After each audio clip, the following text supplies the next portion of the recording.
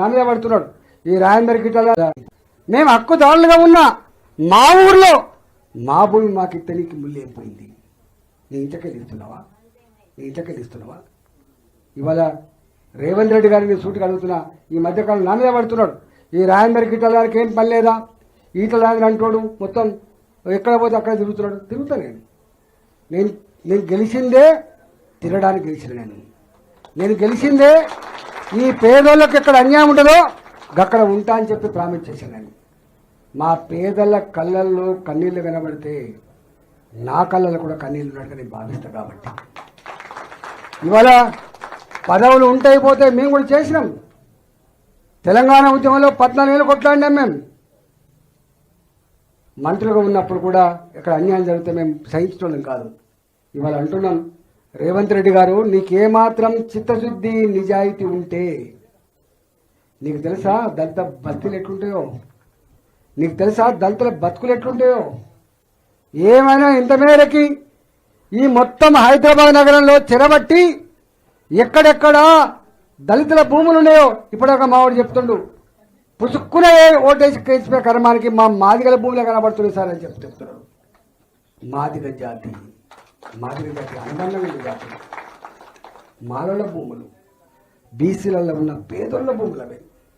ఎన్ని రోజులు కష్టపడితే ఒక బోరేయాలి ఇక్కడ, ఎన్ని రోజులు కష్టపడితే ఒక బావి తవ్వాలి ఇక్కడ, ఎన్ని రోజులు కష్టపడితే ఓ చెట్టు కొట్టుకొని రాయి కొట్టుకొని చదువులు చేసుకొని భూములు దున్నుకోవాలి.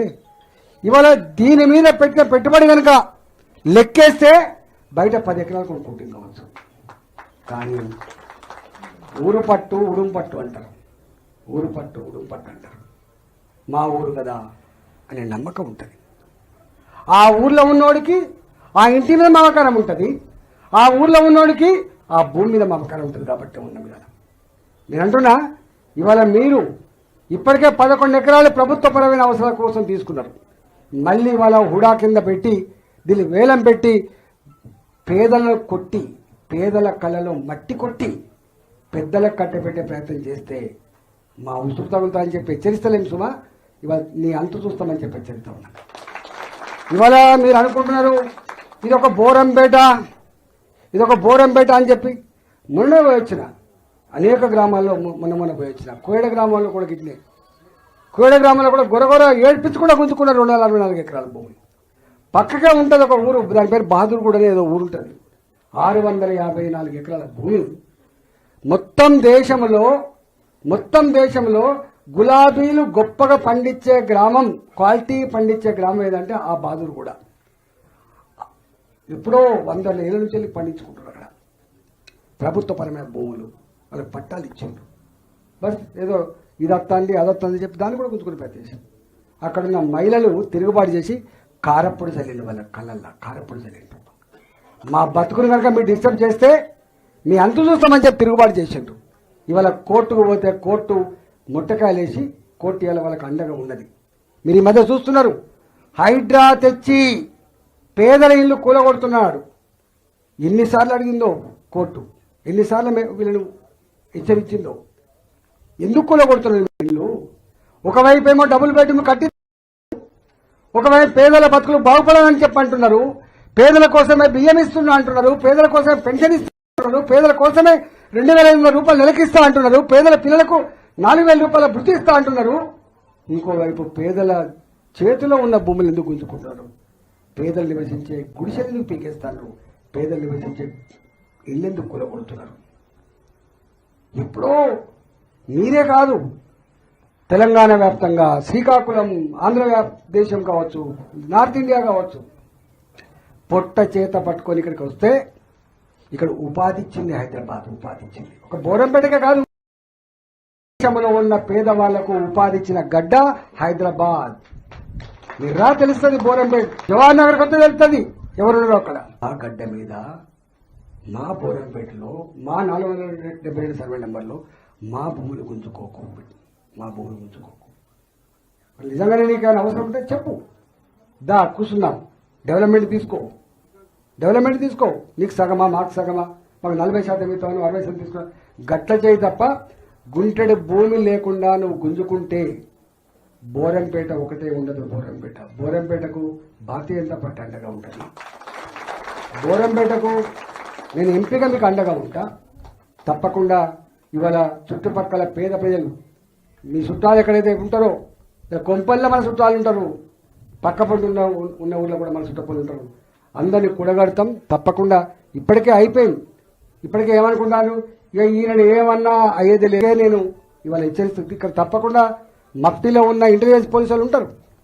నేను మళ్ళీ చెప్తున్నా, ఇవాళ మీరు కూడా పేద కుటుంబాల నుంచి వచ్చిన ఉంటారు, పంపంగానే పోతూనే ఉంటారు, వీళ్ళ మీద దౌర్జన్యం చేస్తూనే ఉంటారు. ఇది కాదు చేయాల్సింది.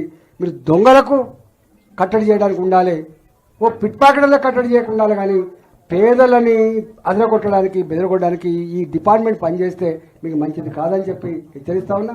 తప్పకుండా ఇవాళ నేను ఈ భూమి, మన భూమి మనకు దక్కేంత వరకు మీకు పూర్తిగా అండగా ఉంటామని చెప్పి తెలియజేస్తూ నమస్కారం. భారత మాతకి. ముఖ్యమంత్రి రేవంత్ రెడ్డికి పరిపాలన అనుభవం లేదనుకున్నాం, కొత్తోడు అనుకున్నాం. కానీ భూములను గుంజుకునే విషయంలో, పేదల బతుకుల్లో మట్టి కొట్టే విషయంలో మాత్రం ఏ ముఖ్యమంత్రి లేనంత తెలివితేటలు ఉన్నట్టుగా మాత్రం అర్థమవుతుంది. ఇవాళ రేవంత్ రెడ్డి లాంటి ముఖ్యమంత్రులు కనుక గతంలో ఉంటే ఇవాళ 24 లక్షల గవర్నమెంట్ పరమైన భూములు పేదవాళ్లకు అసైన్మెంట్ పట్టాలు వచ్చేటి కావు. రేవంత్ రెడ్డి లాంటి ముఖ్యమంత్రి కనుక గతంలో ఉంటే హైదరాబాద్ చుట్టుపక్కల పేదల చేతుల్లో ఒక గుంటడు భూమి కూడా ఉండేది కాదు. రేవంత్ రెడ్డి గారు వచ్చినప్పటి నుంచి కూడా పనిచేస్తున్నాడు. ఆనాడు దళితులకు ఇచ్చిన అసైన్మెంట్ భూములు కావచ్చు, మాన్యాల రూపంలో వచ్చిన భూములు కావచ్చు, లేదా రకరకాల పద్ధతుల్లో భూతలిని నమ్ముకొని దున్నుకొని బతికేటువంటి, భూమినే నమ్ముకొని బతికేటువంటి కుటుంబాలు కావచ్చు, అలాంటి భూముల మీద పడి ఆనాడు కేసీఆర్కు ధరణి తెచ్చి పేదల భూములకు అడ్రస్ లేకుండా చేస్తే, ఆ అడ్రస్ లేనటువంటి భూములన్నిటి కూడా అడ్రస్ కల్పిస్తా, పట్టాలు ఇస్తా, హక్కులు కల్పిస్తా అని చెప్పినటువంటి రేవంత్ రెడ్డి ఇవాళ భూభారతి పేరు చెప్పి ప్రతి నిత్యం ఏదో ఒక గ్రామంలో 100 మంది పోలీసులను తీసుకొని రెవెన్యూ అధికారులు, ఎంఆర్ఓలు, ఆర్డీఓలు పేదల భూముల మీదకి పోయి కంచెలు వేసి, ఇనుప కంచెలు వేసుడు, అప్పటికప్పుడు రాత్రి దొంగల్లాగా హైడ్రాన్ తీసుకుపోయి సిమెంట్ బిల్లలు చుట్టేసుడు, గుంజుకునేటువంటి ప్రయత్నం చేస్తా ఉన్నారు. కోర్టు మెట్లు ఎక్కితే తప్ప వాళ్ళ భూములు